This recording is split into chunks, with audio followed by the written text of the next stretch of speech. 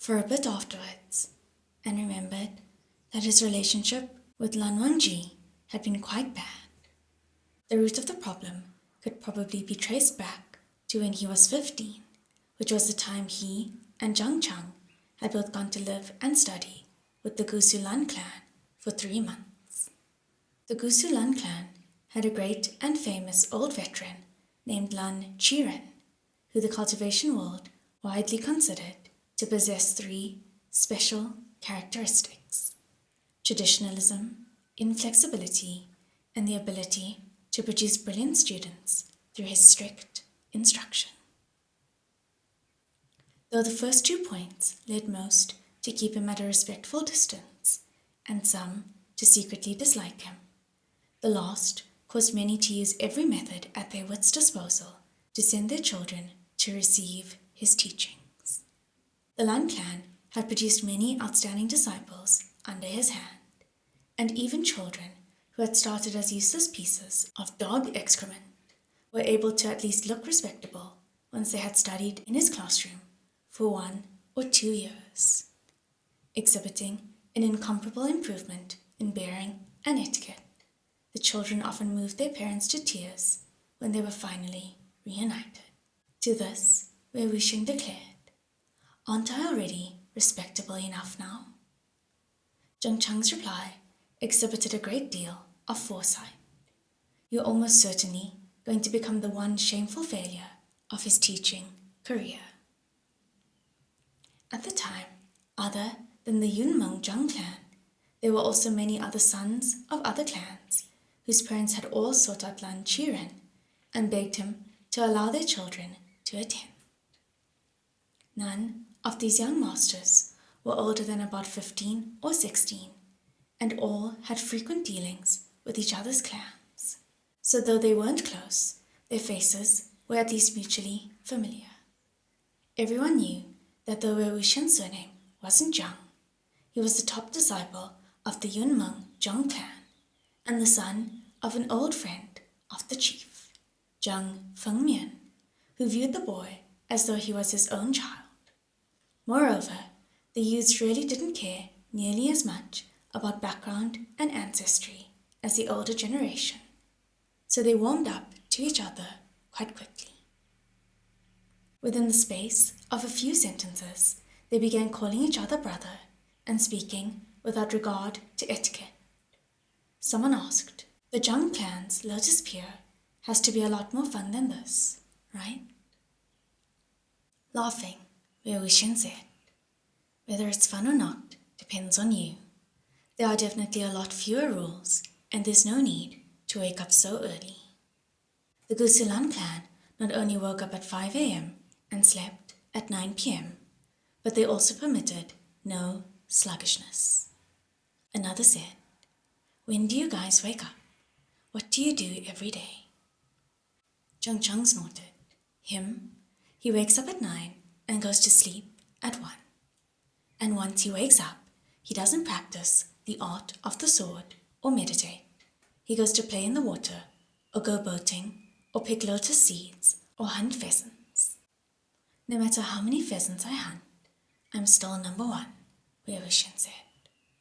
One of the youths said, "Next year, I want to study at Yunmeng. No one try and stop me." Promptly, a bowl of cold water was thrown over him. "No one's going to stop you. Only your older brother will break your legs." That youth immediately withered. He was the Chenghe Nie clan's second young master, Nie Huisang. His older brother, Nie Mingjue, had always been famed for his fighting prowess and conducted his affairs with the force of lightning and the speed of wind. Though the 2 brothers were not born of the same mother, the bonds of sentiment between them ran deep and true. Nie Mingjue guided his younger brother very strictly and was extremely attentive to his education. But though Nie Huisang revered his older brother, he was terrified of the prospect of Nie Mingjue bringing up his schoolwork. Wei Wuxian said, "Actually, Gusu is pretty fun too." "Brother Wei, listen to my heartfelt advice. Nia Huaisang said, "The cloud recesses is nothing like Lotus Pier. During your time here, you have to remember never to provoke a certain someone." "Who? Lan Qiren?" Wei Wuxian asked. "No, not that old man. The one you have to be careful around is his favorite student, Lan Chan." Wei Wuxian asked, "Lan Chan, of the Lan Clan's twin jades, Lan Wangji?" The two sons of the Gusu Lan Clan's chief, Lan Huan and Lan Chan, enjoyed the pretty moniker, the Gusu Lan Clan's twin jades, and by the age of 14 had set the standard against which the seniors of all clans compared their own disciples. Among the juniors, they were especially famous, so their names echoed through everyone's ears like thunder. Niu Huaisang said, "Is there another Lan Chan?" "Of course it's him. My gods, he's the same age as us, but he doesn't have a bit of the lively energy people are supposed to have at our age. He's so stiff and severe, he's even worse than his uncle." "Oh," Wei Wuxian said, "is he the pretty one?" Zheng Chang scoffed.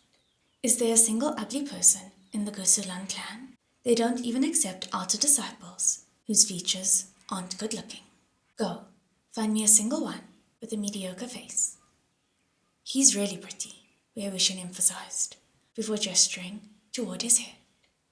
"He dresses only in white, has a ribbon around his forehead, and carries a silver sword. Even though he's good looking, his stiff face makes him look like he's in mourning." "Yes, him," Niu Huaisang said with certainty. He paused for a moment. "But he's in secluded meditation today. If you got here yesterday, when could you have seen him?" "Last night," Wei Wuxian said. "Last night? Last night?" Zheng Chang said, stunned. "But there's a curfew in the cloud recesses. Where did you see him? How come I don't know about this?" Wei Wuxian pointed and said, "There." He was pointing at the roof of a high wall. Everyone met this revelation with silence. Anxiety was making Zheng Chang's temple and jaw tense. He gritted his teeth and said, "You just got here and you're already getting into trouble. What's wrong with you?" Laughing playfully, Wei Wuxian replied, "Come on, it's not as bad as you're thinking. When we were on the road here, we passed that Emperor's Smile liquor store, right? Last night, I tossed and turned until I couldn't stand it any longer. Then I went down to the city and brought back a couple of jars. You can't find the stuff in Yunmeng." "Then where's the liquor?" Zheng Chang asked. "All right, as I made it over the wall, before my foot even touched the ground, he got me," Wei Wuxian said. One of the youths said, "Brother, you really won the lottery." He had probably just left seclusion for his night patrol duties, and he just happened to catch you red-handed. "Anyone coming back at night isn't allowed in until 5 a.m. the next morning," Zheng Chang said. "Why'd he let you in?" Wei Wuxian raised his hands and said, "He didn't let me in. He told me I had to remove the leg that had crossed the boundary. You tell me, how exactly?" So he suddenly floated over to me and asked me what was in my hands. Zheng Chang sensed an incipient headache, and an ominous feeling came over him as he asked, "And you said?" "Emperor's Smile," Wei Wuxian responded. "I'll give you a jar and you pretend you didn't see anything, okay?" Zheng Chang sighed and said, "Alcohol is forbidden inside the cloud recesses. That's even worse." "He told me the same thing," Wei Wuxian said. "I asked him, why don't you just tell me what your clan doesn't prohibit? He looked a bit angry and wanted me to go read the discipline wall at the front of the mountain. Honestly, who's going to read 3,000 plus rules? And they're written in seal script as well. Have you read them? Have you read them? Anyway, I didn't read them. But what's there to be mad about?" Exactly. Everyone sympathized with him. and one by one they began making all sorts of complaints about the cloud recesses' outrageous, old-fashioned ways. The boys regretted that they hadn't met and spoken sooner. What clan has over 3,000 unique clan rules? They asked. No killing living things inside, no private fights, no promiscuity, no wandering around at night, no rackets, no rushing about. These kinds of things are understandable, but rules like no laughing for no reason, no sitting improperly, no more than 3 bowls of rice. Wei Wuxian asked hastily, "Wait, private fights are also forbidden?" "Yes, don't tell me you fought him," Zhang Chang said. "Yeah, I did," Wei Wuxian said. "He even knocked over one of my jars of Emperor's Smile." All who were gathered slapped their thighs in regret and cried loudly about how tragic the loss was. Since the situation could hardly be worse, Zhang Chang changed the focus of his questions. "Didn't you bring back 2 jars? Where's the other?" "I drank it," Wei Wuxian said. "Where did you drink it?" Zhang Chang asked. Wei Wuxian responded, "In front of him." I said, "All right, since liquor is prohibited inside the cloud recesses, I won't come in. I'll stand right on this wall and drink it. That doesn't count as breaking the rules, right?" So I downed the whole thing right in his face. "And then?" Zhang Chang asked. "That was when we fought," Wei Wuxian said. "Brother," Ye Huisang blurted out in astonishment, "you're truly brazen." Wei Wuxian raised his eyebrows. "Lan Chan's got some skills," he said. The others cried, "You're going to die, Brother Wei. Lan Chan's never gotten the worst of it like that. He's probably going to come after you. You'd better be careful. Sure, Lan Chan isn't attending the lectures with us, but he's the member of the Lan Clan who's in charge of punishments." Wei Wuxian wasn't the slightest bit scared. He waved his hand dismissively and said, "What's there to be afraid of? Hasn't Lan Chan been known to be a child prodigy since he was little? If he was so precocious, then he must have learned all of his uncle's teachings a long time ago. If he's in seclusion all day, how can he come after me? But before he was finished, the group rounded a wall with an open-style window and saw that the elegant room inside held a youth dressed in white, sitting upright and still. His long hair was tied up, a ribbon was wrapped around his forehead, and his whole body seemed shrouded in frosty mist. His chilly gaze swept over them. Immediately, the 10 or so mouths slammed shut, as though struck by a silent spell all at once. Suddenly, the youths shuffled into the room, and silently they chose their seats and sat down. Silently, they left all of the writing desks around Lan Wangji empty. Zhang Chang patted Wei Wuxian on the shoulder and quietly said, "His gaze is pinned on you. Good luck." Wei Wuxian turned his head and caught sight of Lan Wangji's side. His eyelashes were fine and long, graceful and beautiful beyond words. His posture was also incomparably straight and proper, and his gaze was directed perfectly forward. Just as Wei Wuxian intended to speak to him, Lan Qiren walked into the room. Lan Qiren was tall and thin, with a ramrod straight back. Though he possessed a long beard resembling a black mountain goat's, he was not at all old. Moreover, according to the Gusu Lan clan's tradition of producing beautiful men each generation, he also wasn't at all ugly. It was a pity he had a rigid and pedantic aura about him, which made referring to him as an old man feel entirely appropriate. When he opened the scroll he had entered with, it tumbled to the floor and unrolled itself all over the ground. He then began lecturing on the rules of the Lan Clan. As the boys sat and listened, their faces started to turn green. Wei Wuxian grew bored and his eyes began to dart randomly around the room until they landed on Lan Wangji's profile, and upon seeing that the boy's expression was one of completely sincere, solemn concentration, he couldn't help but be stupefied. He thought to himself, he can still pay such close attention, even when the material is this dull. Suddenly, Lan Qiren threw down his scroll and smiled coldly. He said, "No one reads what is carved into the rock wall. This is why I must read out the rules one by one. From now on, we shall see who still tries to make excuses of ignorance." Even under these circumstances, there are people whose minds wander.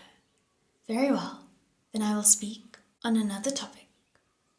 Though these words of warning could have been directed at nearly anyone in the room, Wei Wuxian suspected that they were aimed specifically at him.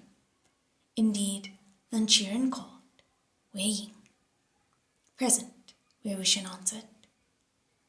Lan Qiren continued, "Let me ask you, are fae, demons, ghosts, and monsters all the same kind of being?" Wei Wuxian smiled and replied, "No." "Why not?" Lan Qiren asked. "What are the differences between them?" Wei Wuxian replied, "Fae come from living non-humans, demons from living humans, ghosts from dead humans, and monsters from dead non-humans." Lan Qiren continued his questioning.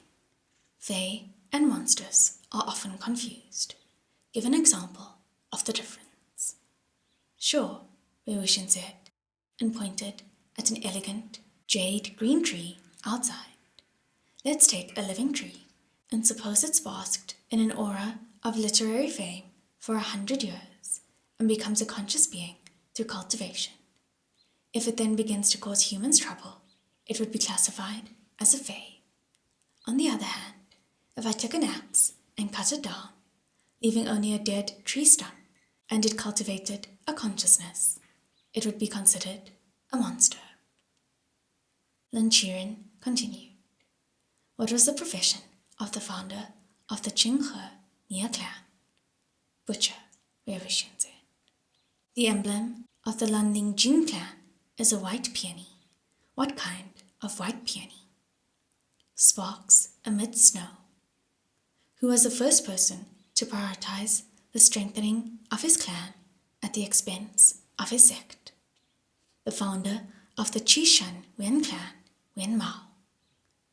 Wei Wuxian answered these questions fluently, and the others' hearts rose and fell with his words, as though riding atop turbulent waves.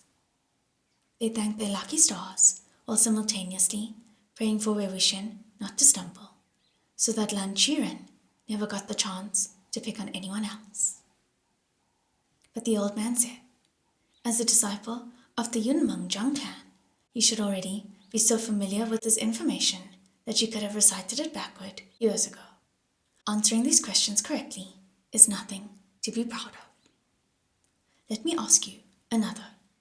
An executioner with a mother, father, wife, son, and all the usual complement of loved ones has beheaded over 100 people. He is then murdered in the streets, and his body is left to rot in the sun for 7 days. Full of resentment, his corpse rises and begins to haunt the town, violently attacking the citizens. What should be done?" This time, Wei Wuxian didn't immediately answer, so the others assumed that he didn't know and began shifting nervously in their seats. Lan Qiren berated them. "Why are you looking at him?" "You need to contemplate this question as well. No flipping through your books." Everyone immediately pulled their hands away from said books, which they had already been preparing to open. Following Wei Wuxian, they fumbled through the question. Murdered in the streets, body left to rot for 7 days, a very fierce corpse. It was indeed a very difficult situation. They would only be safe as long as Old Man Lan didn't pick on them. Seeing that Wei Wuxian had yet to answer, though a long time had already passed. Lan Qiren looked pensive and said, "Wangji, you explain to them what should be done."